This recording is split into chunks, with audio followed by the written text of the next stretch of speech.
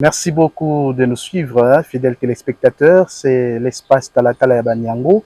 Nous sommes là pour vous parler de la journée mondiale des prières pour les vocations. Vous le savez, l'Église nous donne des prières pour que naissent à profusion des vocations. Alors, nous sommes là aujourd'hui chez les sœurs de Marie de Popo Kabaka et nous allons échanger avec leur supérieur en la personne de la sœur Rosette Souta. Bonjour ma sœur. Bonjour mon frère. Voilà, nous sommes très heureux de vous recevoir et d'échanger autour de cette journée mondiale des prières pour les vocations. Ma sœur, vous êtes supérieure des sœurs des Marie des Popo Kabaka. En très peu de mots déjà, pour nous introduire en matière par rapport à cette journée, quel sens vous attribuez à une telle célébration? La célébration de la journée des vocations, pour moi comme religieuse des Sœurs de Marie de Popo Kabaka, religieuse dans l'Église, je me dis que c'est une grande journée. Une grande journée quand on parle de la vocation. La vocation que nous disons don de Dieu qu'il a donné à ses enfants qu'il aime et à ses enfants qu'il envoie en mission, à ses enfants qui sont appelés à faire la volonté de son Fils Jésus.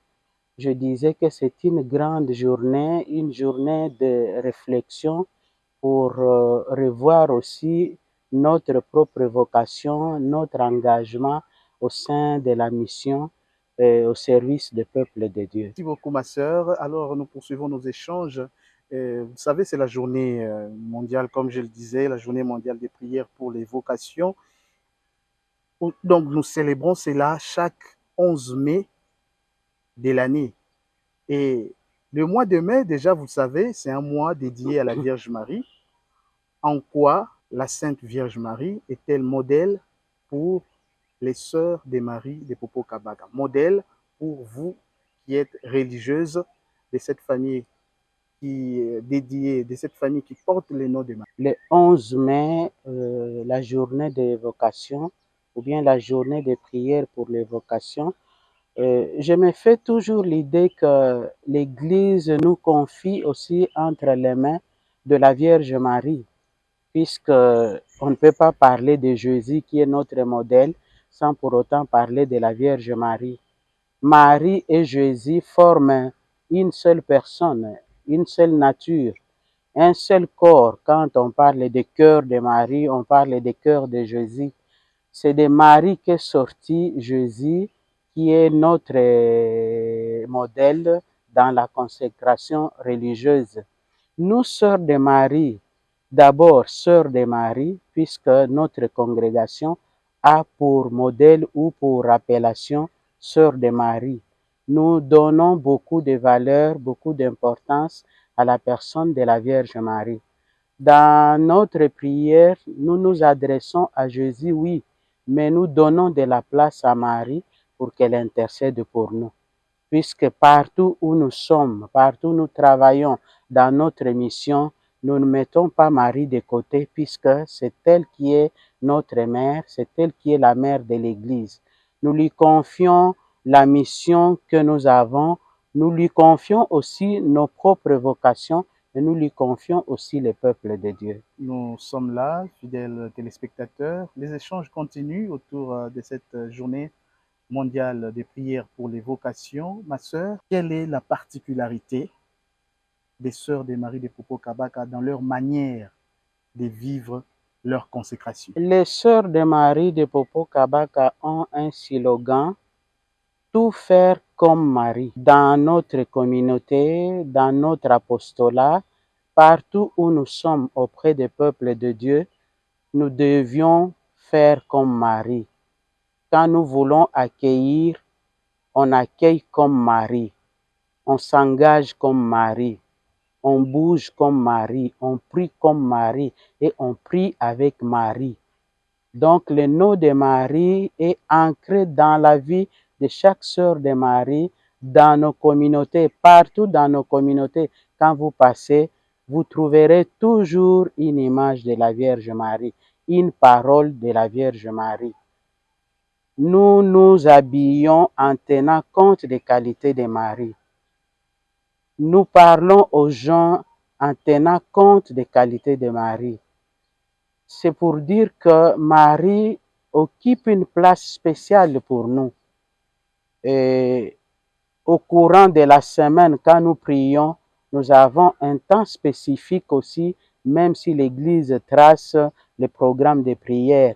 Il y a les temps spécifiques où nous sommes en relation étroite avec Marie. Donc, elle est en nous naturellement, puisque nous avons voulu qu'elle soit notre mère, qu'elle nous accompagne dans toute notre vie. Vous disiez que vous êtes, je dirais, dévote de la Vierge Marie. Vous vous impliquez beaucoup dans la dévotion mariale. Est-ce une façon de faire de la congrégation ou bien cela est parti aussi de vous? Là, nous venons pour parler de votre expérience personnelle.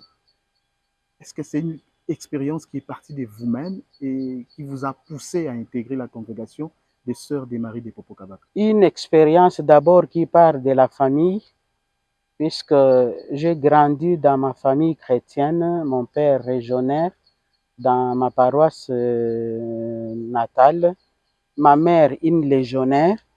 Elles m'ont éduqué dans cette vie chrétienne et puis ma mère m'a montré comment je devrais m'engager dans la relation avec Marie, avec l'Église, avec les pauvres. Et je me dis que ce que j'ai reçu en famille, je devrais aussi le continuer dans ma vocation que j'ai acceptée en entendant plutôt la voix de Dieu qui m'appelait pour le servir. Je suis allé étudier chez les Sœurs de Marie de Popocabaka. Je les voyais vivre auprès des pauvres et je voyais comment elles allaient à la grotte prier, comment elles nous initiaient aussi au niveau de l'école dans les prières. Alors, j'ai décidé d'intégrer cette congrégation qui porte le nom de Marie. J'ai compris que la congrégation était tellement proche de Marie et moi-même aussi, je devrais continuer cette spiritualité mariale. C'est pour cette raison que je suis entré dans la congrégation des Sœurs de Marie. Sœurs, nous sommes là. Vous savez qu'il y a encore bien des gens, parlons des sœurs, des filles par exemple, qui se cherchent dans, dans, dans leur, pour arriver à prendre une décision, soit à se décider par rapport à un chemin qu'il faut suivre. Ma sœur, quel message vous adressez à ces personnes-là en difficulté de, de, de discerner leur vocation? Quand on parle de journée de prière pour les vocations, du fond de mon cœur, je sens une grande joie puisque moi-même, j'avais la difficulté aussi de choisir. J'ai trouvé une congrégation où je m'épanouis, où je sens que ma vocation a trouvé sa place d'être. Alors, quand je dois m'adresser aux jeunes filles ou jeunes garçons, je commence par leur dire, il faudra d'abord se questionner pour vérifier si réellement c'est le Seigneur qui vous appelle. Si vous sentez que l'appel vous vient de Dieu, c'est facile aussi de découvrir et de se laisser aussi accompagner par les personnes qui ont déjà de l'expérience. Les jeunes qui viennent, qui n'ont pas encore trouvé d'endroit où exprimer leur vocation, le conseil qu'on leur donne, c'est de s'ouvrir à l'esprit, de s'ouvrir aussi aux personnes qu'elles trouvent capables de les accompagner. Parfois, nous voyons de jeunes filles ou de jeunes garçons qui viennent, mais on voit comme si y en a qui voudraient parler de la vocation avec des intentions. Des intentions, moi j'aimerais une congrégation qui a aussi des maisons en Europe, j'aimerais une congrégation en ville, j'aimerais ceci, cela. Vous voyez, déjà quand on donne des conditions pour réussir sa vocation, ça devient aussi problématique.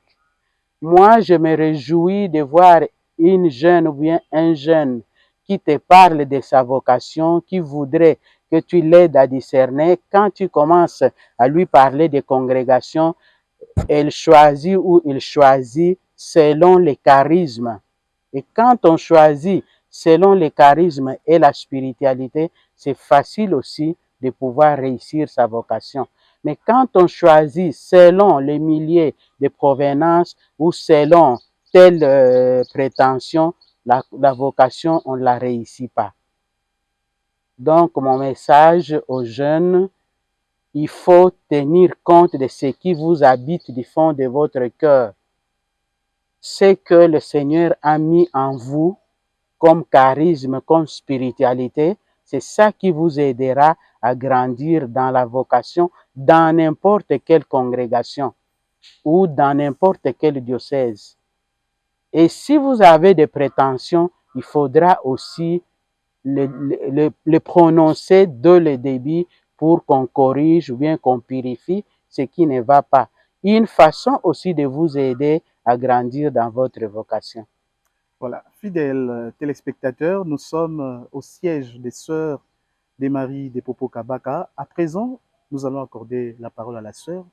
Ma sœur, vous allez nous présenter la congrégation en très peu de mots. Les Sœurs des Maries de Popo Kabaka sont une branche de la congrégation des Sœurs de Marie de Nedebrakel, une congrégation de droit diocésain qui est à Gand depuis 1834. C'est en 1939 que les Sœurs belges arriveront au Congo, précisément en Gowa, dans le vicariat de Kisantu. Ils ont commencé leur mission et en 1961, il y aura le premier évêque du diocèse de Popo Kabaka détaché du vicariat de Kisantu qui commence à recevoir des jeunes filles dans l'espoir de devenir des religieuses dans son diocèse. Et Monseigneur Pierre Boucart confiera ces jeunes filles aux Sœurs de Marie de Nedebrakel qui étaient dans son diocèse. Et les premières vocations ont commencé en 1967. En 1965, elles avaient déjà émis le vœu. Elles ont commencé leur mission. Depuis lors, nous sommes restés ensemble. Comme nos sœurs belges sont en train de diminuer, il fallait revoir la congrégation pour examiner si on a la possibilité de continuer à vivre ensemble ou de se séparer pour que nous restions une congrégation diocésaine autonome dans les diocèses de Popo Kabaka. Nous sommes avec l'Église en train de travailler dans ce processus pour voir qu'est-ce qu'on va décider. Donc, nous nous confions au peuple de Dieu qui est en train de nous suivre pour nous accompagner dans la prière. Ma sœur, je pense bien que c'est le dernier virage de ces échanges. Nous vous accordons la parole dans le cadre de cette célébration de la Journée mondiale des prières. Les vocations. Voilà. La Journée mondiale des vocations, c'est une journée qui est consacrée pour les vocations. La joie que j'ai, je sais que ce que j'ai dit aujourd'hui pourrait aider aussi des jeunes filles ou de jeunes garçons pour qu'ils se retrouvent dans leur propre vocation. La vocation, c'est d'abord l'intérieur, ce que je sens en moi et la décision que je prends d'aller vers une congrégation, vers un diocèse pour m'exprimer. Et la facilité que je trouve aussi que ces gens-là me donnent le goût de pouvoir me sentir à l'aise pour que j'approfondisse ma vocation. Et on m'envoie dans une communauté religieuse où je m'épanouis au milieu des autres en tenant compte des différences de chacun, puisque il n'y a personne qui se dira qu'elle peut réussir la vocation sans les autres. Et puis, on m'envoie dans une mission où je dois réaliser les charismes de la congrégation. Quand je vois chez les Sœurs de Marie, c'est la prédilection pour les pauvres. Tout faire comme Marie vers les pauvres, dans l'éducation, dans la santé, dans les centres nutritionnels, dans les orphelinats, auprès des mamans qui se recherchent.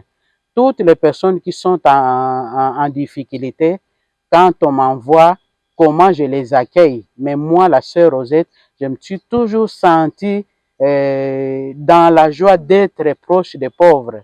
Et tous ceux qui sont en train de m'entendre, ils doivent savoir aussi que pour réussir sa vocation, il faut se sentir à l'aise auprès des personnes vers qui vous êtes envoyé.